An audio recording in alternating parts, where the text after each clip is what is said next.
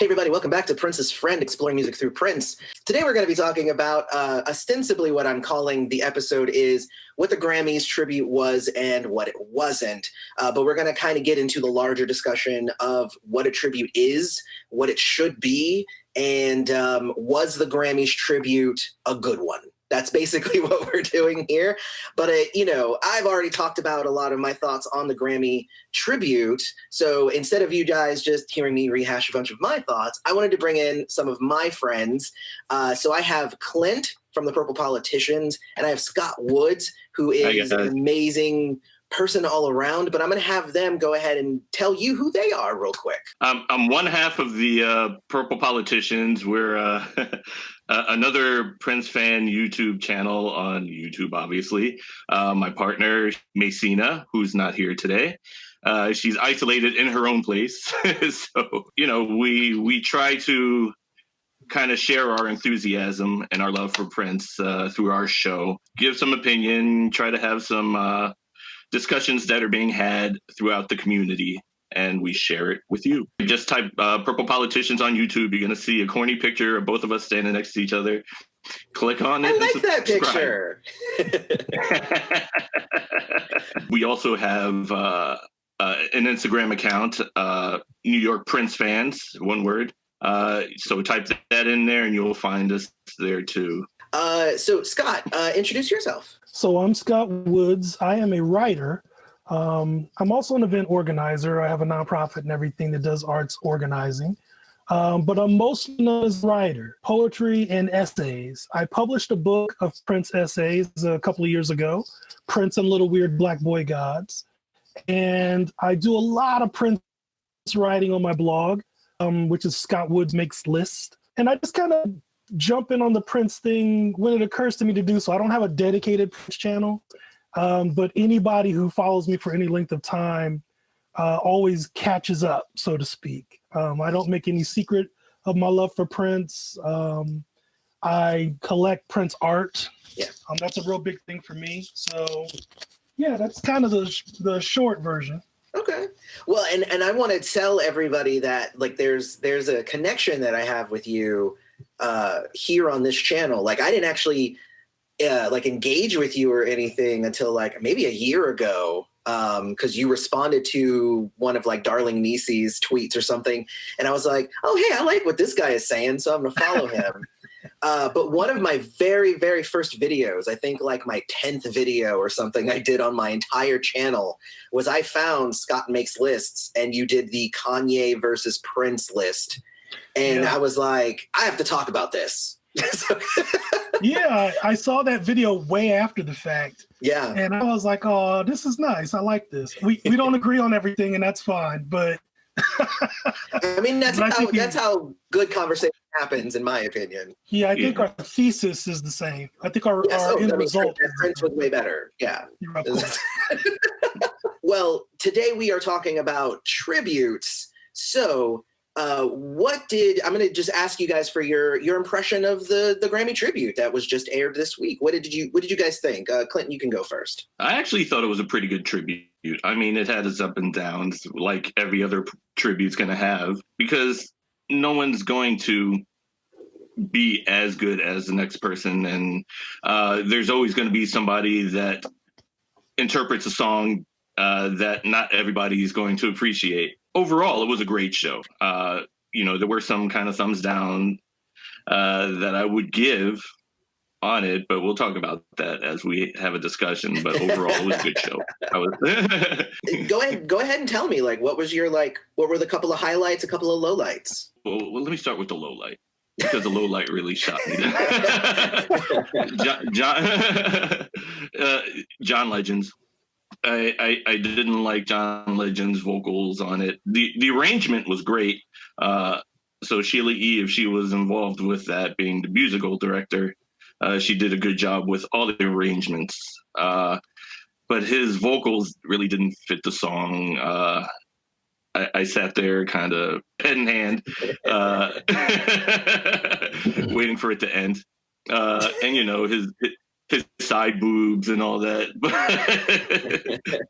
other than that, And I was really disappointed with Earth, Wind, and Fire, and not for the reason that they were bad. Although I did see a lot of people trying to say that Philip Bailey was trying to sound like Prince, and they obviously don't know who Philip Bailey is. Apparently they don't. But the performance was incredible. Like, Adore was great. I felt it was a missed opportunity to actually throw in a song that they sang from Prince, which was Superhero. And I know it probably wouldn't have been as friendly as Adore, but because nobody would have known the song, but it could have broadened everybody's sight as to Prince not being just a performer, but also a songwriter. I can totally see that, actually, though. I mean, and I just did like a little 1-track review of Superhero like a month ago or something here on the channel. So, I mean, I think that my only argument against that would be that it wasn't necessarily one of Prince's best songs. It was a little, like, it goes on a little long and, whatever. But I think that would have been really cool, actually. Yeah, it's a great suggestion. My highlights were the opening. I like Gary Clark anyway. I'm slowly appreciating her because, I'm listening to her and then seeing her live little by little. The Usher performance was great. My favorite performance was the Foo Fighters' Darling Nikki. Yeah. And it was probably because it was one of a couple of performances where Sheila E. wasn't involved in the musical direction. And that's not a complaint. I'm not being shady. No. We're definitely gonna talk a little bit about Sheila. We're definitely gonna talk a little bit about that. Not a ton. I have no hate for Sheila, but it's something that's people are bringing up, so we have to talk about it. Scott, what were your, I guess, go lowlights first and then highlights after that? So I was all prepared to do highlights first because the rest of it is going to be pure shade. I recognize that I'm not the audience for a tribute like this. At the same, because I'm a lifelong fan, my understanding and respect and experience with this catalog is really vast. And even with an 1.5 hour long show or whatever, I know that they're only going to do so much. Yeah. And which I guess is one of the reasons why I appreciate them putting out the set list ahead of time. So you kind of know what you're getting in for, right? I do want to point out a couple of stats, or maybe more than a couple, right? Because the biggest complaint, I think, from a lot of Prince fans is that this tribute in specific is too narrow, right? In terms of his catalog. They played every song off of Purple Rain except for 2 songs. Only 3 songs that came before Purple Rain were off of 5 albums, right? So there's, Clint said missed opportunities. I'm going to keep saying that throughout this entire conversation. There were 7 songs that were post Purple Rain, but they only come off of 3 albums, right? Mm-hmm. So out of 40 studio albums, they played from 6. They don't play a song after 1987. There are 30 albums after 1987. Were there memorable songs in memorable albums in the 2000s? Yeah, I mean, it was hit or miss, but there were definitely a couple of hits that they could have put in. They could have put in Get Off, the infamous Get Off, right? They could have put in My Name is Prince. There are songs that they could have been using that for one reason or another they didn't. And I tend to not really kind of give them any credit in terms of time here, right? Like, oh, they cut this for time. I mean, there's some things that they broadcast that they could have cut for time, so. So that's kind of where it starts for me, and then it kind of goes downhill from there. There were things that I thought were cool about the tribute, understanding, again, that it is not for me, right? And I think a tribute like this is trying to accomplish several missions at the same time. And I think a lot of people miss that, right? Okay. It's doing a little tip of the hat to people like me, but it's largely for other people and for other generations and for money, right? So let us not divorce the business of this out of it. No, definitely. And that's actually, I think that's the next point, really, is, and I think both of you said it pretty well. I posted my review of it from my depths that I recorded right after watching it. And some of it wasn't kind or whatever, but divorcing myself a little bit away from like my instant take, I think it's pretty much what you said, Scott. It's like, this was not for us. It was also not created in a vacuum, which is what a lot of people like seem to be like, well, they could have done that and they could have done that and they could have done that. But there's a reason why it took on the shape that it did. The biggest thing that I got from it was because of course, like in thinking about doing a video like this, I needed to go do my research. Going back, they started doing these Grammy salutes back in 2014. Okay. And they started it with the Beatles. Then they did Stevie Wonder. Then they started doing the Grammy salutes to music legends, where they would do a bunch of people all in one show as opposed to one show for just one artist. That was in 2016. But then in 2017, they did a salute to the Bee Gees. They did a salute to Elton John in 2018 and a salute to Motown in 2019. Okay, so just looking at just the string there, yeah, okay, I was actually happy that Prince was the next one, right? But if you look at the individual things, like, these are not set up to be like, the salute to Stevie Wonder was not everybody who had worked with Stevie Wonder, right? The salute to Motown wasn't all the people from Motown, because that's not what it is. So everybody who's like, well, they could have had the MPG and they could have had, this person, they could have had that person, they could have had this person. Yeah, they could have, but that's not what these salutes are. That's just not what they are. A few examples here are like, they had Ed Sheeran on the Stevie Wonder one. They had Neo on the Stevie Wonder one. They had Gary Clark Jr. for the Beatles, which I thought was actually kind of interesting, and John Legend. But then they had Stevie Wonder for the Beatles. They had Maroon 5 on the Beatles, Katy Perry for the Beatles. For the Bee Gees, they had, Little Big Town. That don't have nothing to do with the Bee Gees.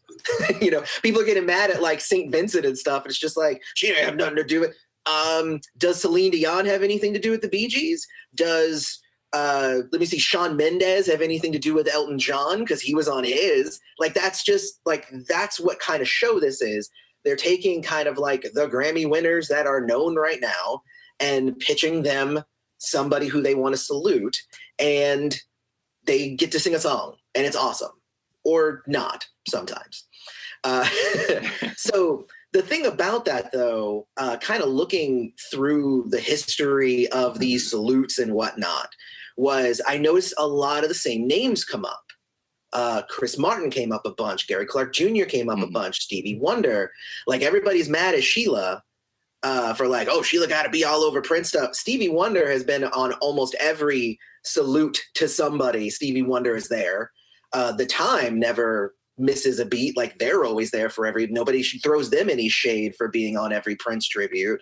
So it's just, I get it, but I also don't get it. I feel like it's a little unfair, the hate that Sheila gets. A little unfair. There are also some valid points in there. There's also some valid points in there.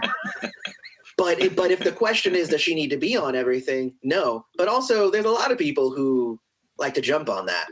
I will say, though, one of the interesting things, though, about the string of Grammy salutes is that this one to Prince was the one that was like a whole show to a single artist who is no longer with us. So the Beatles one, yes, 2 of the members were dead, but Paul McCartney and Ringo Starr were all up in that thing. For the Bee Gees, obviously, the only living Bee Gee right now is Barry Gibb, but Barry Gibb was also all over that thing. So it is different when you are doing a show for somebody who has passed. And I think that Sheila kind of took the step, like she stepped in to be kind of that Prince fill-in, if you will, because if Prince was there, Prince would have been all over it, right? Like, just like he was in 2010 when BET did the tribute to Prince in 2010 when he was still alive. He hung back and he listened to some of the songs, and if you look at the footage, like it's him and Shelby J in the crowd going, oh, because he would make some faces, but he wouldn't like say like you suck, but he was like, oh, I don't know why they're doing this. And that was in 2010. And then when they were done doing theirs, he got up and said like, and this is, what it actually is. But even he appreciated the nod, like it wasn't exactly great. It wasn't his favorite thing ever, but he was like, okay, cool. Thank you. So what do you guys think about, what the Grammys ended up becoming? I know I just threw a whole lot. I monologued here for a bit here, but looking at kind of the history of these Grammy shows, does it make sense that this is the show that we got? Should we be throwing hate at the Grammys for the show that we got? So I think it's always appropriate to throw shade at the Grammys. Okay. They're technically not really award shows, right? They're not awarding, it's not a meritocracy, right? It's a business. And most of the decisions that go into Grammy shows are business decisions. Okay. And so I think that it's fair to say that if you were, and I don't care who you are, but if you were deciding to build a Prince tribute show devoid of the need to address everybody's 360 deals or whatever, you probably would have a very different lineup than the one that you had. And that's regardless of who puts it together, right? Right. I would venture to say that even if you had some of the same players involved, but not that business element applied to it, it would still look very different. And that's kind of the issue here, right? Is like, for me anyway, is that while I'm not the audience, at the same time, they do these tips of the hat to long-term fans, but they're just not done in ways that seem particularly respectful of my investment. So for instance, they tip the hat by like having Sheila E., but then she hogs the stage all night. That's not a good return on my investment. Only 2 members out of like 10 Prince bands are in the house band. Yeah. That's not a good return on my investment. Kirk Johnson on the stage at all is not a return on my investment as a fan. So I guess then the question would be, because what you're saying is like it's always appropriate to throw shade at the Grammys, but doesn't that kind of apply to any award show that would be trying to give a tribute to anybody then at this point? Arguably, yeah. But I think that the Grammys are kind of special in the way that they tend to kind of jam politics and business into their decisions. They're really notoriously bad at that, right? Okay. And I think that this tribute is pretty, I don't know, to be honest with you, this tribute is about 50-50 on that point, right? There are people who were awesome. Miguel was awesome. Gary Clark was awesome. Usher was an inspired choice. The Food Fighters was an inspired choice. All of those sets, pretty much more or less slammed, right? Yeah. And the time is the time, right? The time is the time, exactly. Yeah, like you always know going into a tribute that the time is probably going to show up. And to be honest with you, I'm okay with that. At first, I was a little hesitant because I know exactly what 3 songs are going to play. It's going to look the same look for the last 20 years, and it's the time. However, when you put them in a lineup filled with people who didn't play with Prince, never met Prince, they really all respect Prince, but they didn't, they maybe don't have the je ne sais quoi, right, that puts them in the Prince world, so to speak, then, the time becomes a very welcome addition. I agree, actually. I almost would have preferred there be nobody who had played with Prince than just like a couple. You know what I mean? Like just divorce it entirely and just have it be people paying homage to Prince. Right? Like, I don't know. Because that's the thing is, right, is people are like, well, we should have had more of the revolution. We should have had more of the time. We should have had more of this. We should have more. And it's just like, but if it was nothing, they would be they'd still be complaining. If it was all Prince people, they would be like, yeah, but where was this person? We are a hard, fickle bunch to please. Like let's just say that right up front. Like there was no like organization of this concert that would have pleased everybody. Definitely not. What are you thinking on this, Clint? Is it right? Look, I'll go back to the original question. Should we be throwing a bunch of shade at the Grammys and hating on this show, or should we kind of accept it for, what it is and what it was always inevitably going to be? I mean, okay, we as lovers of music, forget about Prince, period. As lovers of music, know which way it was going to go as far as the Grammys, because we've been following them forever. And the Grammys right now, they're catering to the non-fans. On the other hand, they are giving a tribute. They're paying respect to the artists that we love. Yeah. So I could appreciate that. And they did an okay job. They did a good job. So I can't really throw shade at them. But that's because I'm really not surprised at the outcome. Okay. I expected exactly what they presented, and that's without looking at the set list. Okay. Because, that is part of it too, right? Because I looked at the set list and gave all my thoughts in January, so going into it in April, I was like, I already knew who was going to be on stage, who was going to perform what. So going into it, I was like, I wasn't going to be this seething ball of anger if they didn't play the thing or they didn't show enough respect and whatnot. Because I was like, I already know what it's going to be. So right. I, on the other hand, ignored the set list. I wanted to be surprised because that's the way I take in live performances. I don't like with my review of the 1999 box set, I didn't want to read out the set list because I wanted people to experience it. Yeah. And that's the way I take it in. Whenever there's a concert on videotape or a DVD or Blu-ray or whatever, I tend to ignore the set list just so I could experience it like I'm there. Because they're going to blend into a song that I'm going to love and I'm going to react to it.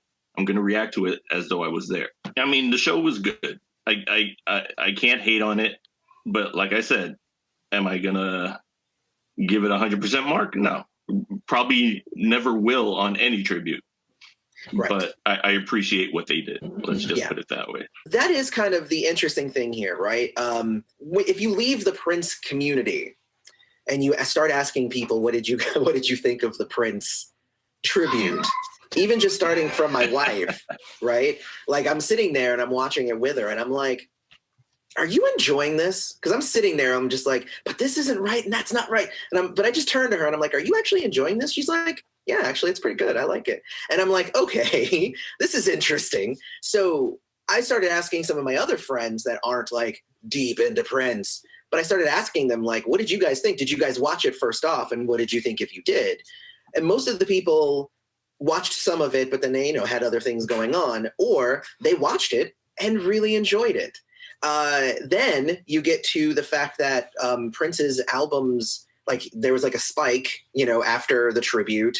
I read an article about that. I didn't get the exact numbers, but there was apparently a spike in sales, kind of right after he died, and then Purple Rain won another, American Music Award because it sold so many copies after he died. But this tribute was so widely seen by so many people, throwing also in the stay-at-home orders and the quarantine. People are like, oh man, we're home, I guess we're watching this.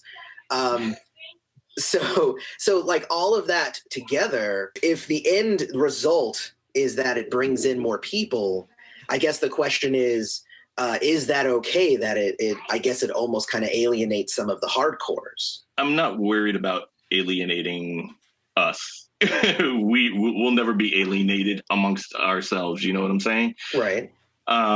Because we share the same ideals, more or less. We share the same love. I'm all for bringing new people in. I really wish that something other than the 80s brought them in, because the possibility of them just sticking to the 80s and ignoring all the 90s and the 2000 albums will happen. And, people were excited. The non-Prince fans were excited for this show because there was a familiarity about it, because they were the popular songs from the popular albums. Yeah. Aside from Adore, which I don't know how it is outside the Prince community but in the Prince community, that's a huge song. If you're Black, Adore.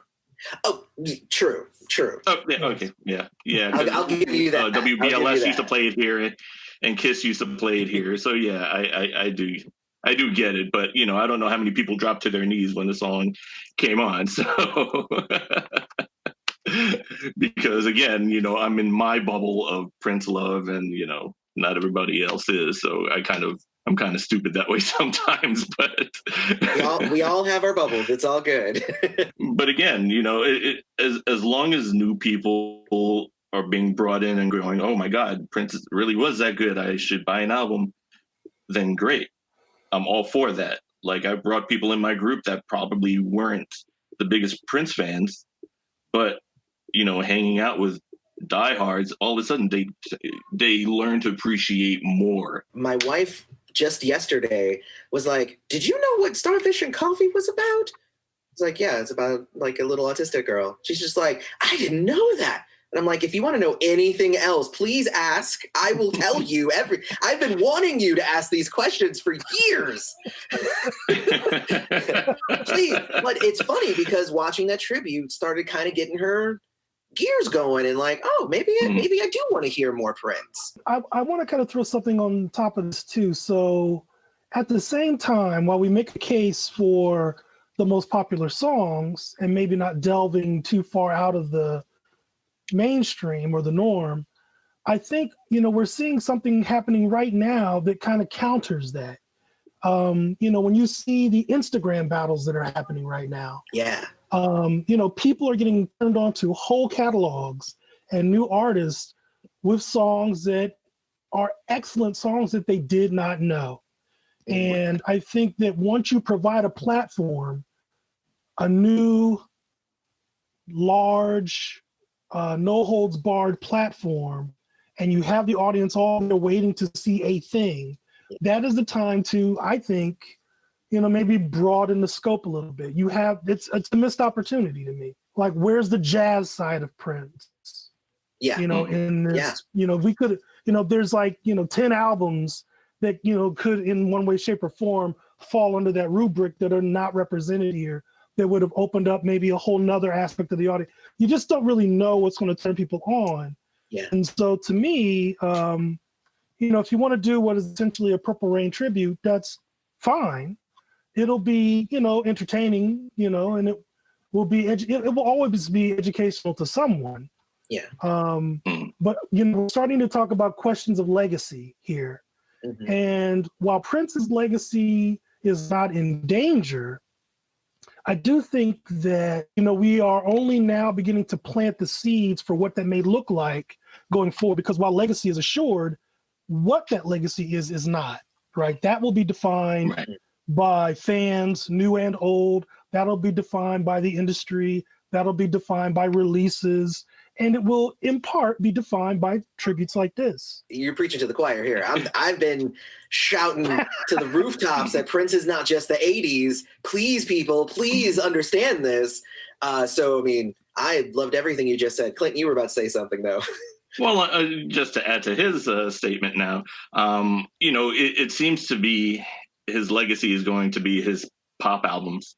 Mm-hmm. And, and that's what I'm afraid of. But, he does have jazz. He has news. He has, Madhouse. And, Madhouse might not ever be attributed to him because his name's not on it. He has his rock side. He has his R&B side, which is Adore. But, what other songs do, radio stations know besides Adore? That's typically soul. You know what I'm saying? His cymbal years were great.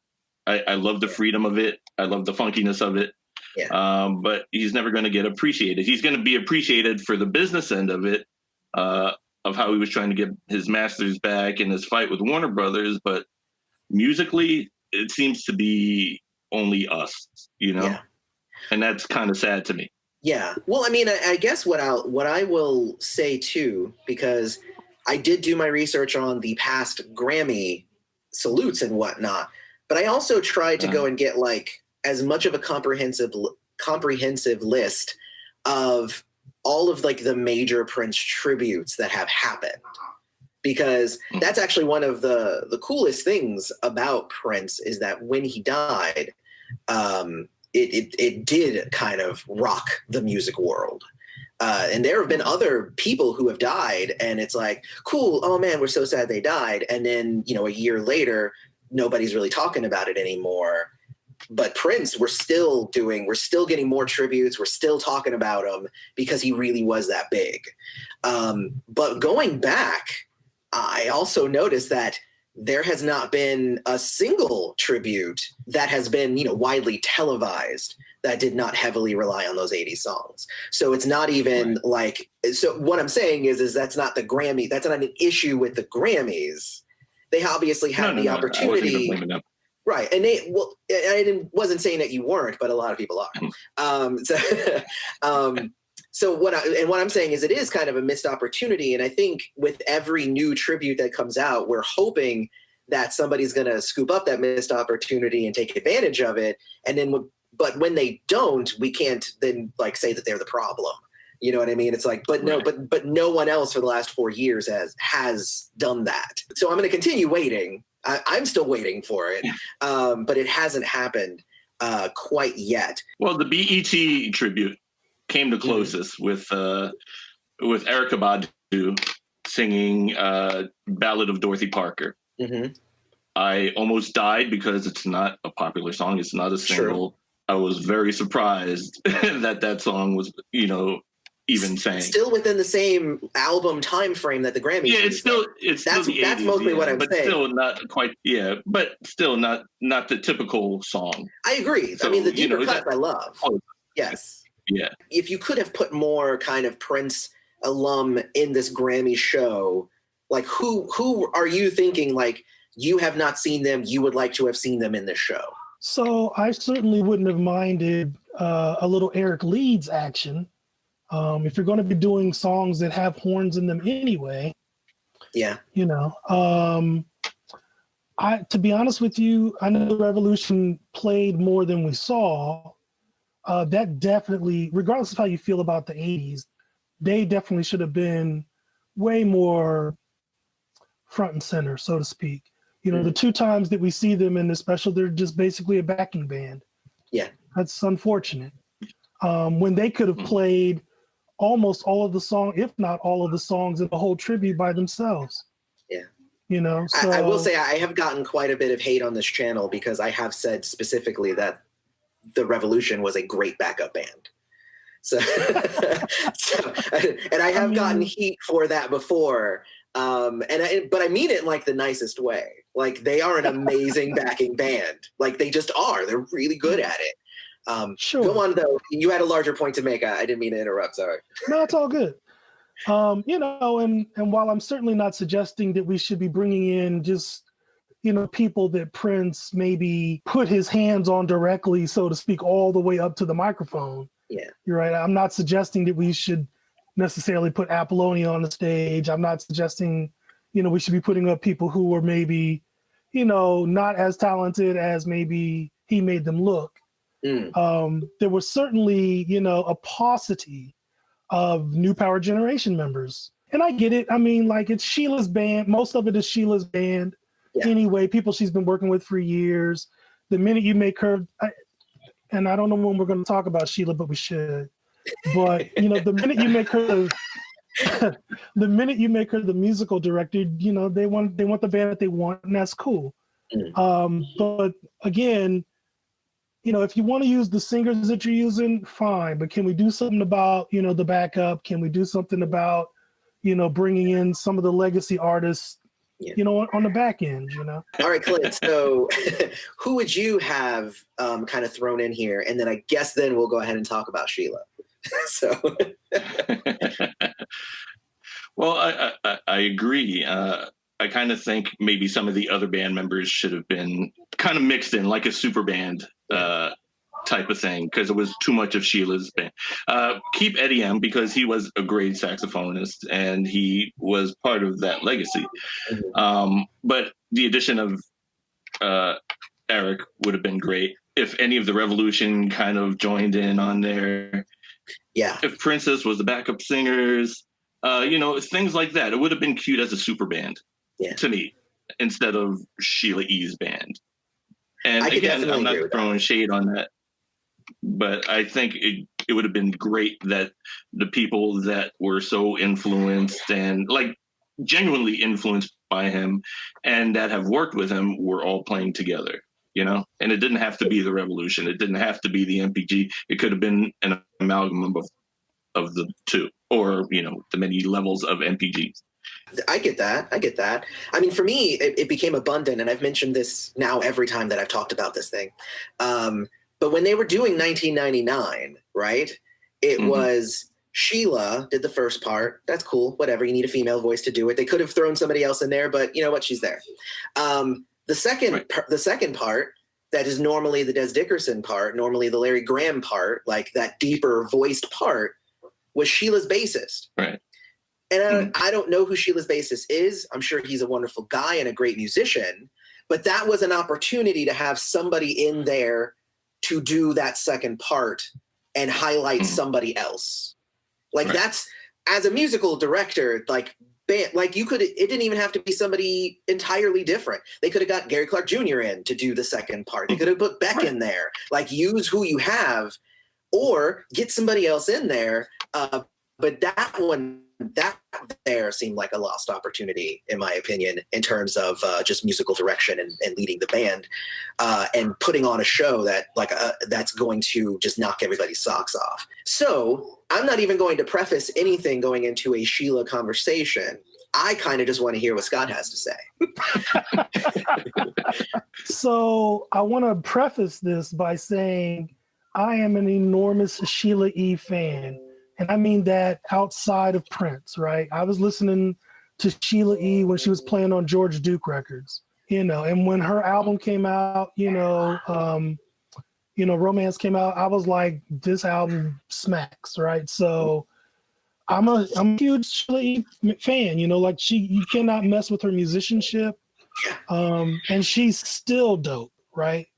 Unlike some cats who maybe have not aged well. She's still amazing. I saw her at Celebration a couple of years ago when the set was intentionally like almost all Prince music. Amazing, just floored me, right? But for this tribute, I had issues, right? I have nothing particularly against using Sheila E. as a musical director, if that's what the job is. But what it really felt like was, you know, like a Sheila E. gig, so to speak. And you can take that word any way you kind of want to take it, and I think it all kind of applies. I didn't even really have a problem with it until about maybe 3 or 4 songs in, and then I realized, oh, Sheila is going to be in the show, right? Yeah. And not as a music director, right? I'm used to like music directors kind of hanging in the cut and directing, you know, or whatever. Right. I'm not used to them having various instruments pulled out for them with the spotlight thrown on them, waiting for them to do their part in their solos. That's not a music director to me. That's like part of the act, you know?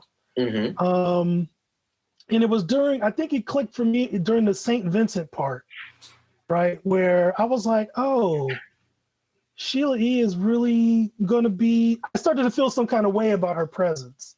Because she was just constantly asserting herself, you know, into the music. And sometimes that was visual, right? It wasn't even musically, it was just visually. She was being asserted into the program when she's not the person doing the thing. And it was really starting to make me feel some kind of way about her. That's where I'll start, in case you want to jump in here somewhere. No, I mean, that's good. I'll add something real quick. For me, also her being the band leader and everything, because a lot of people are like, why she got to be all over, you know, every time there's a Prince tribute, she got to be all over it or whatever. Well, remember those Grammy salutes to music legends that I talked about before? Well, it turns out she already had made that connection because in, 2019, the Grammy salute to music legends, wouldn't you know it, that Sheila E. hosted that, and Jimmy Jam and Terry Lewis were part of like the people giving the awards away and doing the in-between cut, you know, monologues and stuff like that. So isn't it kind of interesting that they're like, oh, could you guys just do that again for Prince? and you could even do the musical directing. Like, so for like, again, looking at the history of kind of where we built up to this, it also made sense that she would be the one who would probably take over those reins because she had already made those connections with the and Grammys. I think those are two separate arguments, right?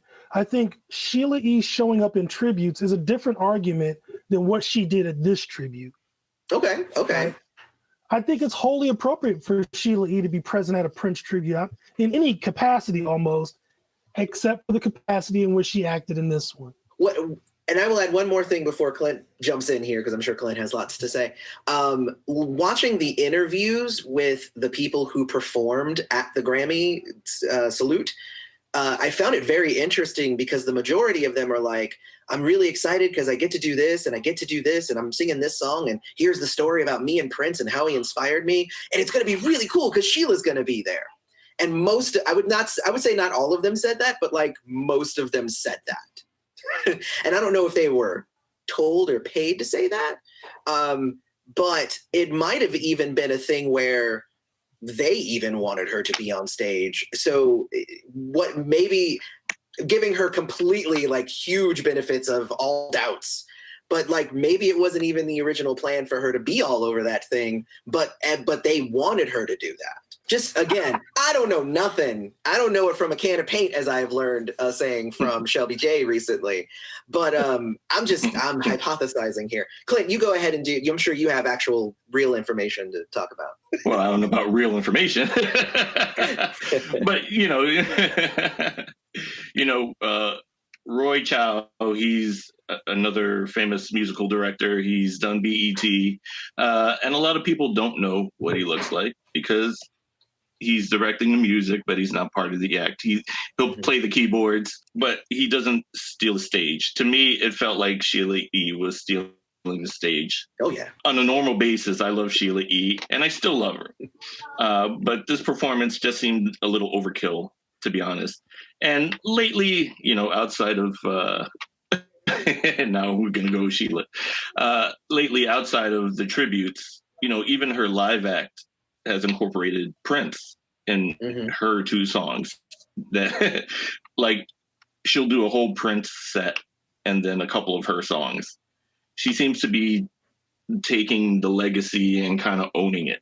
And I don't know how I feel about that. I saw her last year and she was doing the same show that she did a couple of months after he passed. Yeah. When I used to watch her, it was Sheila E., Erotic City, Glamorous Life, the songs that she was incorporated in, and then a whole bunch of Sheila E. songs from her albums. But now it's like a whole bunch of Prince songs and a couple of Sheila E. songs. Yeah, I kind of feel like she's trying to own the legacy that Prince has created. That's my feelings on it. Do I hate her? No. But I do have an issue with that feeling that I have. Is it true? Who knows? But yes. It's the way it's... No, and that's fair. I think a lot of people are having the same kind of reaction that you are to that show specifically being just so heavily like Sheila all over it. In acting, we would call that chewing the scenery. But yeah, like in music, I guess it's, taking over the stage, that sort of thing. Like right. She really was just everywhere. For me, it wasn't annoying. It didn't affect me. I was like, oh, look, there's Sheila again. But I didn't have any actual emotions about it. I was just like, oh, look, I am observant and she is there again. Here's a problem I have with it. I'm sorry to cut you off. No, but okay, when she was on stage with Prince, the spotlight was on Prince and he was performing. And then when he wanted to feature her, bam, the spotlight goes on her. Mm-hmm. In this tribute, the spotlight was always on her and the other artists. True. And ignored everybody else on stage. True. Unless they were doing a solo or something else. That actually did annoy me during Gary Clark Jr.'s performance of The Cross. Because it was Gary Clark Jr. doing The Cross, but then you look at it and it's Gary Clark Jr. and Sheila E. doing The Cross, which fine, like in Sign of the Times, it is Prince and Sheila E. But Sheila E. is but she's part of the band. It's Prince doing the song though. So I get right. I completely understand any criticism. I think I just didn't feel anything about it, but I completely understand why people would feel that. No, it felt very much to me like going to a karaoke bar and having somebody just sing behind everybody's song, right? Mm-hmm. It was like it was Sheila E.'s birthday party or something. Yeah. And photobombing everybody, and Yeah. Yeah. Like, she really didn't have to be in the cross. She Right. could have directed the cross, but she really didn't have to be. It's a simpler song than that. And she already had a drummer. Or she could have had Dave Grohl go and do that. That's the thing, is that there was so much talent. There really was so much talent on that stage that she didn't have to be part of everything. She could have incorporated the people who were there, And we're not even talking about the weakest part of the show, which was a Sheila part, which was the Sign of the Times song with Common. I'm like, that was, I just wish that hadn't been performed at all at that point. Oh, see, I dug Common. I mean, the song overall, I thought it was pretty good, and I liked Common. I liked his rap. I thought it was good. Yeah, so... But here's the thing. It was introduced as Common performing, but then it turned out to be Sheila E. And I was like, oh, she's the one singing the song. Because I was like, how's Common going to do this? How's Common going to do this? I've never heard him sing. Is he going to rap it? Blah, blah, blah. And then there's Sheila. And then, he did his part, which I appreciated because it was it took current issues and placed it in within the older issues of that song. It was still a Sheila E. performance. Well, and I'm coming from a place too where, like, I've been listening to Common for like 25 years now, and so modern era Common is not the Common that I came up with at all, right? So like the Common that you kind of see now, who's just ubiquitous, right, is like paycheck Common, and so that's a way less interesting rapper than the one that I used to know. It felt largely unnecessary in this song. No, I get that. Because I will admit that I didn't actually come from this as a fan of Common. This was kind of my first exposure. Because and he is kind of ubiquitous. I see him everywhere, and yet I really kind of had never really heard him rap or anything besides like a clip here, a clip there. So this was my first time really seeing him like rap. He rapped over Sign of the Times. He was, like you said, bringing in those current issues and stuff. So I dug it. But no, I get that argument. So from your point of view, that would be a low light. For me, I thought it was actually solid, right? Like, it wasn't the best. It wasn't the worst. It was there. I thought it was pretty well done. I'm always a big fan of the drum part of Sign of the Times. So I dug, seeing that, and hopefully that kind of got people who are more into drums, and they're like, ooh, the drum, Prince got some cool drums in that song. I guess that's kind of the hope, is that even if I didn't like some of the stuff, it would be enough to bring a new person in. All right. So now we're going to get to, I think, probably my favorite thing that I had planned for this conversation. What happened when I posted my review was I got everybody's list of the people that they wanted to be at that tribute. because that's what happens when you make a video about a tribute. People are like, well, you know what they should have had? They should have had this person doing that. So I actually went and I made a list of all of the major Prince tributes that we have had. And I kind of want to run down them, and I want everybody to hear all of the people who were at these things. Because I am of the firm opinion that everybody don't got to be a part of everything. Right. So just kind of starting with 2010, Janelle Monáe, Esperanza Spalding, Alicia Keys, Patti LaBelle, they did the 2010 Prince tribute, the one that he was at. Right. So everybody who's saying like, well, Alicia Keys should get up there. Alicia Keys already did one. Like, does she need to do another one? I don't think so. But she's already done one. The BET Awards had The Roots, Erykah Badu, Dave Chappelle, Bilal, Stevie Wonder, Tori Kelly, Jennifer Hudson, which did an amazing Purple Rain.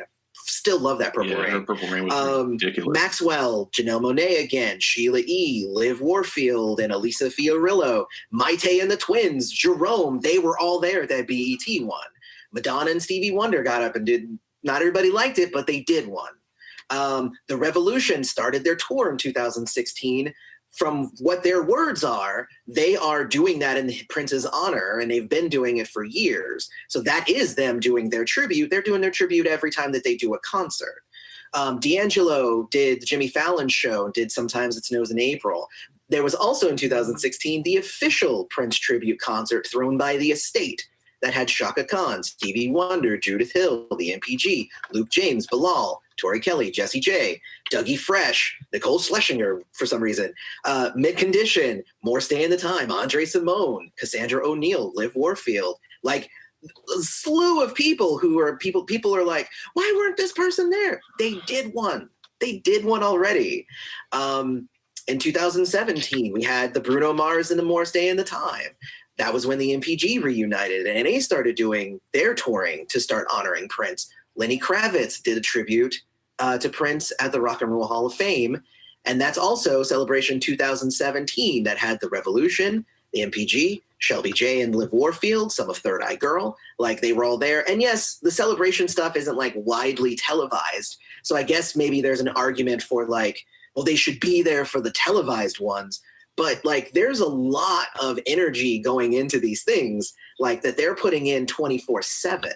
In 2018, Justin Timberlake did his Super Bowl tribute. I didn't like it, but he did it. That's when the For You symphonic tribute started. Janelle Monáe, I saw her in 2018, and I know for a fact that she does a tribute to Prince at every concert. So, bam. That's Celebration 18 was Sheila E. F. Deluxe, Funk Soldiers, and Funk Soldiers is pretty much what people want, right? It's most of the MPG horns, Shelby J, Kat Dyson, Mike, guitar guy, I forgot his last name, but the guy named Mike who played with Prince. But like it had like all those alumni. 2018 is also where they started the Prince Live on the Big Screen thing, which was a much even bigger deal than just the Funk Soldiers at Celebration. That's also when they did the Nothing Compares to Prince tour, which, yes, it was mostly over in Australia, but that had Shelby J and Tyka and St. Paul, Cassandra O'Neill, Queen Cora, Liv Warfield, Jelly Bean Johnson, Adrian, like just tons of people, right? 2019, that was just last year. Celebration 2019 had Jesse Johnson. A lot of people ask, like, why wasn't Jesse there for the time? I'm like, Jesse did his tribute to Prince. He did it at Celebration. He didn't need to be there, right? He like cried at Celebration. So like emotionally, if he felt he did his best to do a tribute to Prince at Celebration, maybe he doesn't need to be there with the time. Now, it would have been nice to have seen the entire time there. But, you know, that is what it is. But the Funk Soldiers, again, Revolution with Stokely were also at 2019. Shelby J did her own concert at the Capri, which is actually going to get broadcast this evening, actually. Oh my gosh, I'm actually pretty excited about that. Tommy Barbarella started doing his own thing, the Love to the Nines thing that he started. They did another Prince Live on the Big Screen also in 2019. And then in 2020, we get the Grammys tribute. And there were so many people saying, like, I would have loved to have seen Lenny Kravitz there. And what I say is, well, go watch the 2017 tribute that Lenny Kravitz did. Why did Lenny need to do another one? I mean, because you have to be cognizant of, like, it's emotional for some of these people to get up on stage and pay tribute to Prince, especially if they were close to Prince, right? Because, like, they're getting up there and they're just like, they're pouring their heart out into this song to make him proud. And afterwards, why do they need to do it again? You know, why does Maxwell need to do another one? He already did an amazing one that you can see on YouTube. And he does it at all his concerts anyway. And he does it at all his concerts. So that's the list of all the major ones. And there might even be ones that I'm missing, obviously, because again, we're all in our own bubble. But just looking at that list, like seeing that, honestly, seeing the Grammys tribute and seeing that people like Usher and her and Gary Clark Jr. actually got their opportunity to do their tribute to Prince, I actually thought that was cool to not just see the same people do the same thing they already did. So What do you guys think, though, about people wanting people who have already done tributes to be part of future tributes? I personally would have liked to have, I know you brought up Chaka Khan, but that was an untelevised tribute. I would have loved to see her do "I Feel for You." At the same That would have time, been really cool, actually. Cyndi Lauper doing "When You Were Mine." Like somebody who covered his song and did it well. I would have liked to have seen that. So either either Chaka or Cyndi Lauper. Anybody that's saying anything that was penned. I know we got Susanna Hoffs, but anybody else that might have sang one of his one of the songs that he wrote that wasn't really performed by him would have been cool. So you want a Prince the Originals concert is what you want. Yeah. or a portion of the show, Okay. It doesn't have to be a whole show, but because they only have one song. So true. I like the idea of adding Cyndi Lauper. See, like that's the thing, is like, to me, if you said, man, I would have loved to have seen Cyndi Lauper there, I'm like, oh, that sounds great. And then when you said, like, I think Shaka Khan should have been there, I would have been like, well, Shaka Khan did one. It's like she was at the official one. But I get also too that possibly the idea that because this is a big televised thing, maybe that is why maybe it was more crucial for more past alum to be part of that. Scott, you're shaking your head. Go. You can elaborate more on your thoughts on that. Sure. So now that Prince is gone, we begin to start building legacy. Mm-hmm. And when there are opportunities for us to kind of, let's say, kind of what the conversation we're having now, to pass the baton a little bit and put our best foot forward to kind of set up whatever the legacy will be 10 years from now, 20 years from now, I'm okay with repeating some of those people if they are our best foot to plant the seed. So for instance, if you can get D'Angelo to do it, because I'm pretty sure D'Angelo is always everybody's first call, and he just decides not to do it for whatever reason. But if you can get him to do it, then you always get D'Angelo. For the next 10 years, you always get D'Angelo, at least for one song. You always get Janelle Monáe, at least for the next 5 years, or whatever. And here's one that will divide everybody, but maybe you sneak Questlove in there. I don't know. But there are other people that you could have brought in that are maybe a little less under the radar, but who are still clearly hardcore Prince influence. So Michelle Ndegeocello could have been. She would have been a great choice. Yes, she would have been awesome, right? The internet would have been awesome. Mm-hmm. If you want to go even a little more under the radar, but maybe give like a Gary Clark level of shine to them. You could have got Dame Funk out of LA. You could have Dornique, whose first album is like 50% of Prince album, right? And I think two other things. It's not a bad opportunity to, with any of these tributes moving forward. The cool thing about the Foo Fighters is that it exposes how Prince's music translates into other genres very cleanly, right? Now, we all know as Prince fans that, Prince was always a little rock, always a little this, always a little that. But when you take his stuff and you put it firmly into a rock context, it still jams, right? And so I think that when you have a tribute opportunity with this kind of support, let's be clear, this isn't like a segment of the Grammy show, right? This is a dedicated night. So this is a chance when you can kind of say, well, look, this cat is so dope. We can put his music in classical, bring out the symphonic Prince group, for a medley, right? I went and saw that concert. It was engaging enough to bring out for a tribute. Yeah, I thought it was good. Yeah. And I think that all of these, any tribute should be bringing out at least 2 associated acts, right? So if one of them's going to be The Time, then you got to get another one. It could be Madhouse, it could be Chaka, it could be Sheena Easton, whatever. But we should be shooting for at least 2 associated acts. So in the Grammys, though, there was obviously Sheila. She would count as a second one, whether or not we like it. She was there, but also Mavis then counts as a third, right? Is Mavis not a third? What? Is Susanna Hoffs not now a third because she then worked with him and did his song? I'm just asking, like, is 2 the number, or are we actually wanting more than 2? Because we technically had 3 or 4 at this one, so maybe we should be shooting for 5. Well, no, I'm saying give the associated act a set like you gave The Time a set. Okay. Let them do what they do. Now, I know that we're kind of counting Sheila here, but I don't think that we should. Okay. If you're going to make it a music director, then no. And in my opinion, I don't think that the time did get a set. They did 3 songs in the span that everyone else did a third of a song. Like, so to me, they did a medley. Yeah.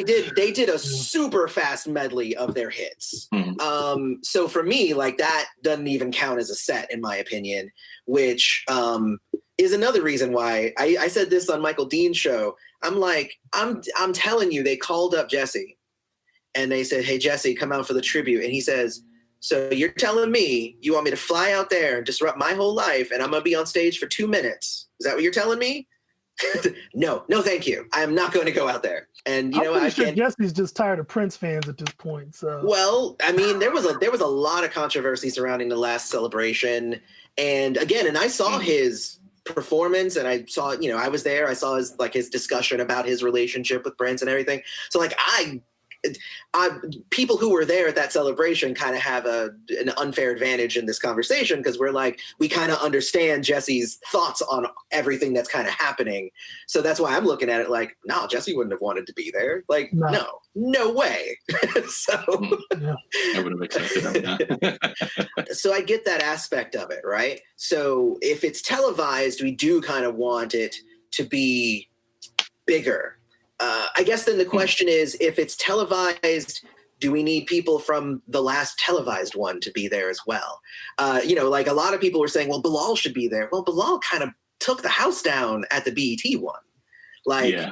I almost don't want to see somebody who did such a good tribute in the past come and try and do another one, because we are, again, a hypercritical, fickle group. And all we're going to do is, that one wasn't as good as the last time. He must not care about Prince as much anymore. I think the stakes are higher, though, right? We keep talking about the BET one like random white people were watching it, and random white people are Prince's largest audience, right?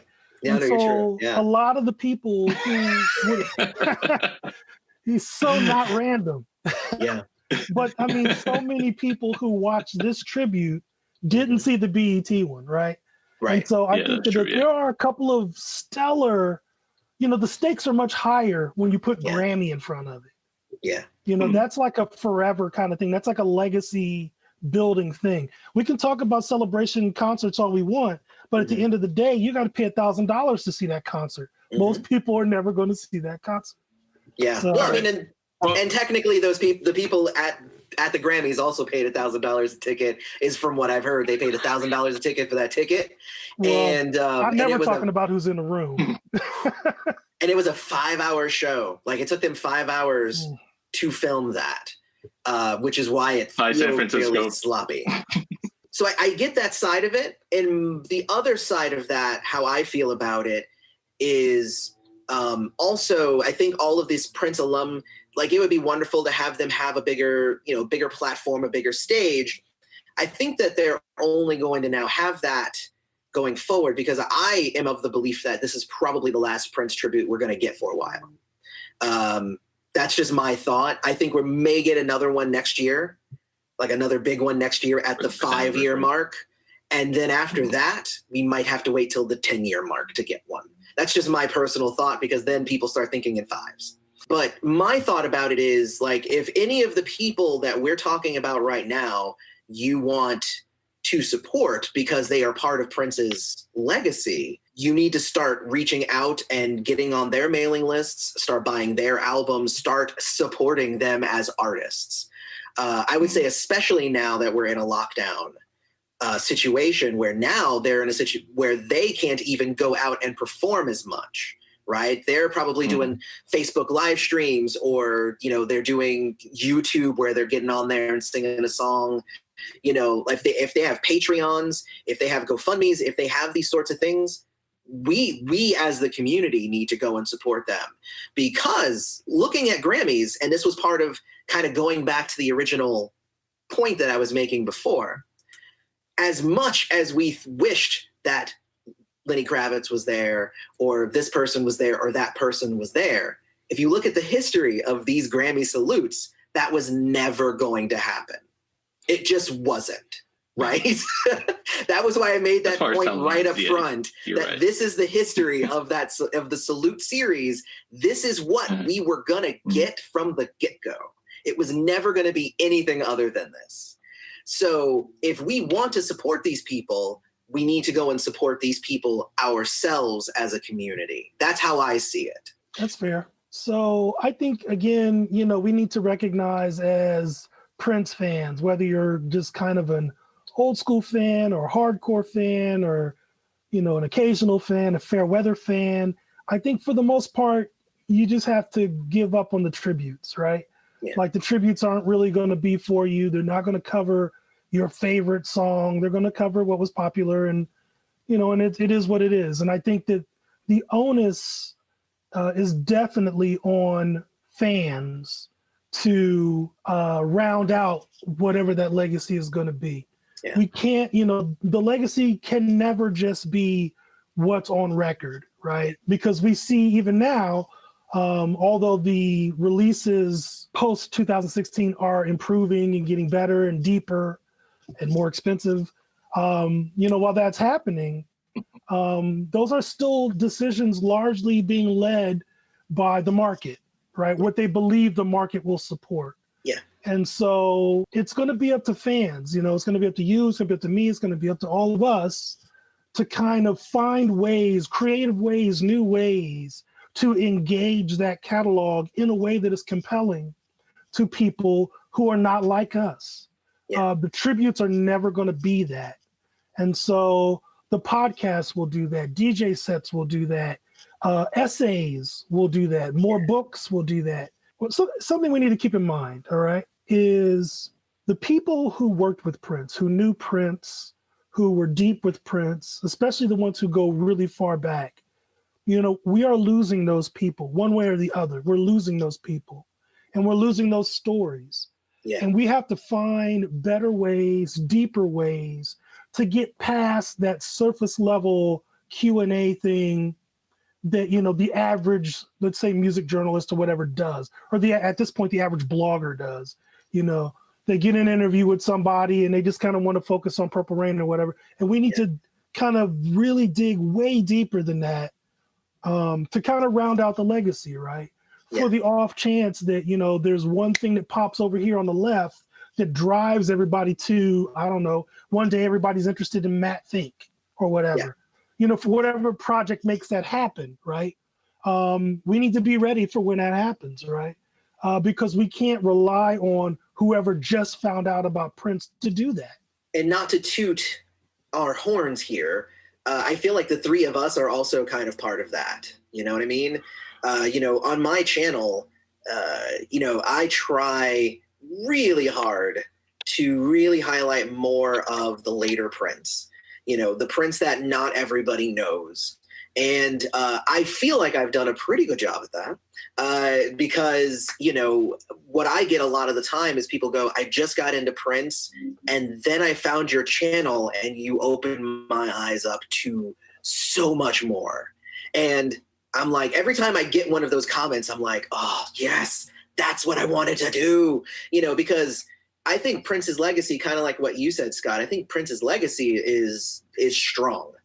And I feel like as long as people are led to Prince's music, then those people will be a part of his legacy and they will be able to experience that legacy. The problem is if they take that first sip of the 80s and that's where they stop. Right. So that's what I try to do is I try to be that bridge that be, like, oh, check out my review for Purple Rain. And then, oh, the next suggested video is my breakdown of the song 7. Or one of my last videos I did last week was I broke down 5 Women, go listen to 5 Women and tell me that's not an amazing blues song. The cool thing, though, is that, I love actually what you two do as well. Like, you writing all those essays, Scott, you have the website, you have the book, you're constantly on Twitter, constantly. The cool thing I think I like about it is that you're not even just, here's just my stuff, and then, you leave the conversation. There are long threads of you not only speaking your mind, but also engaging, Like, that's what we need more of, right? And, Clint is even that much, I mean, probably not so much during a quarantine, but like you organize events and like gatherings and like you bring them physically in.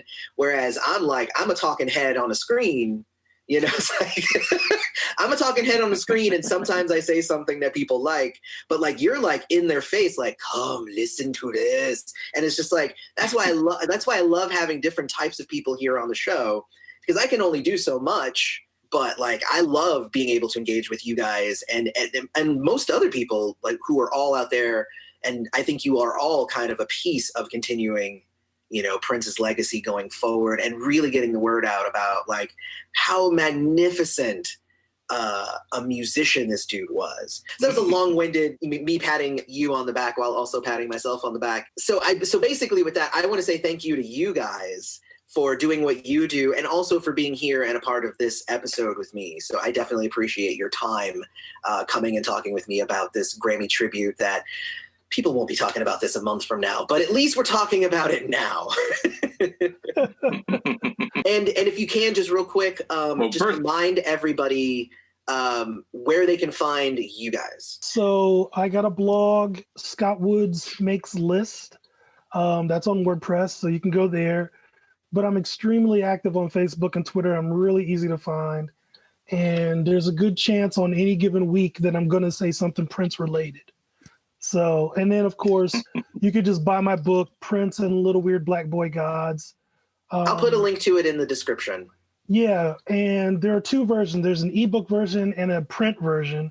The ebook version was an earlier edition, so the print version actually has more content, for the record. Oh, cool. Okay. Yeah. Oh, okay. Clint, where can they find you, Clint? Well, I'm a little bit all over the place. If you happen to be a resident of the New York area and during those times of non-quarantine and you want to hang out with us, I have a group called New York Prince Groups. You'll be able to find that group on Facebook, New York Prince Fans, it's called. But I also have a YouTube channel, as he mentioned before, called The Purple Politicians, and I'm a co-host along with Messina, and we talk about all things Prince. Some things a little deeper than others. Like our last conversation, we haven't done an episode in a while because we've been separated, was about the bootlegs and the effects on the legacy. So you might want to check that out. I also have an Instagram page, New York Prince Fans. And I think that's it. I have a book coming out about my thoughts on life. Ooh. And it's basically a hardbound book with a bunch of blank pages. That's all there is about me. Hardbound book with a bunch of blank pages. I love it. And obviously, you guys all know where you can find me here at Prince's Friend, or you can hit us up on social media at Prince's Friend YT. That's on Instagram, Facebook, and Twitter. Otherwise, again, I want to thank Clint and Scott for being here, but really thank you, all of you, for being here as well. And may you live to see the dawn. Love you all.